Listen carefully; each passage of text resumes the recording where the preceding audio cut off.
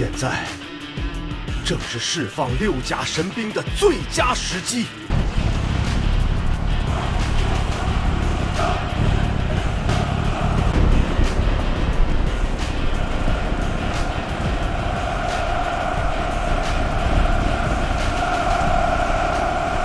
In 1125, with the fall of the Liu dynasty, the balance of power in East Asia collapsed completely. The Song dynasty managed to recover part of the 16 prefectures of Yanyan, its long-cherished objective. But what it regained was little more than a blood-soaked shell. Emperor Taizong of the Jin Dynasty, Wanyan Wukimai, had witnessed the truth firsthand. Even with an army of 150,000, the Song had failed to defeat the remnants of the Khitans and had been forced to beg the Jin for military assistance. The military incompetence the Song displayed while reclaiming the 16 prefectures convinced the Jin that their southern neighbor was far weaker than it appeared. The Jin now turned their swords southward. Their next target was Kaifeng, the prosperous capital of the Northern Song, a city renowned as the pinnacle of wealth, culture, and art. The Jin army advanced like an unstoppable flood, divided into the Eastern Route Army and the Western Route Army. When news arrived that the Jin had crossed the Yellow River, Emperor Huizong hastily abdicated in favor of his son, Emperor Jin-song, and fled south. I have failed in virtue and sinned against heaven. I now pass the throne to the crown prince, while I leave the capital to offer prayers. At the nation's darkest hour, the emperor abandoned his capital under the pretext of prayer. Jin-song accepted the imperial robes through tears, but by then the Jin cavalry had already reached the city walls.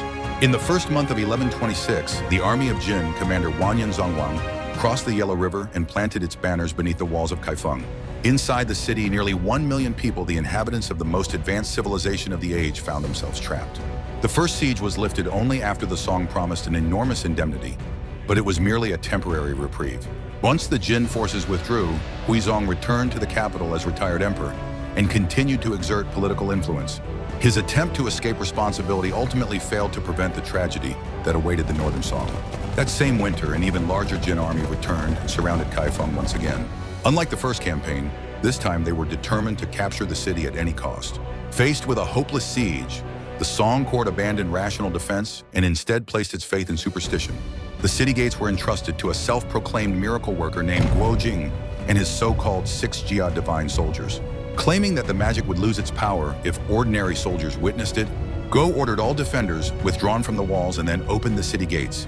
The Zhuanhua gates swung wide open and 7,777 unarmored civilians, proclaimed to be divine soldiers, marched out to meet the enemy. The outcome was catastrophic. A single charge by the Jin cavalry shattered the divine army within moments. Although the gates were hastily closed amid the chaos, panic had already consumed the city.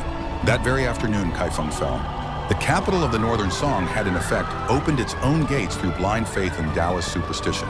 The city had failed to withstand even a month of resistance. In January 1127, Kaifeng was finally conquered. The magnificent capital that had symbolized 160 years of Northern Song prosperity burned in flames, while the dynasty's 2 emperors, Huizong and Qinzong, were carried away into captivity in the north. This was the event history remembers as the Jingkang Incident. More than 3,000 people, including the emperors, empresses, crown princes, imperial consorts, artisans, and skilled craftsmen, were taken prisoner and forced north into the bitter cold. Their silk robes were torn to shreds, and the dignity of the Son of Heaven was cast into the mud. Upon arriving at the Jin capital of Shengjing, the 2 emperors were subjected to the humiliating sheep harnessing ceremony. Before the ancestral shrine of the Jin emperors, they were stripped to the waist, draped in sheepskins, and forced to kneel. The history of Jin records the ceremony.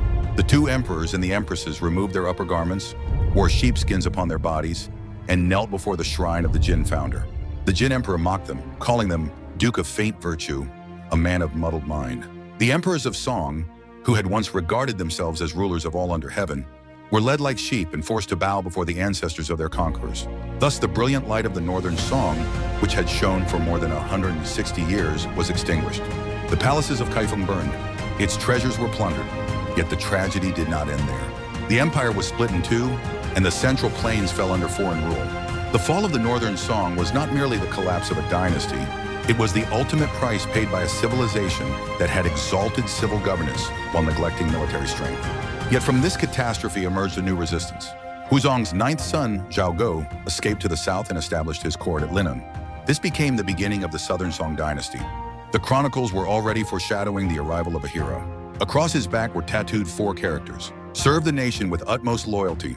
The legendary general Yue Fei, who would dedicate his life to avenging the fall of the Northern Song, was about to step onto the stage of history.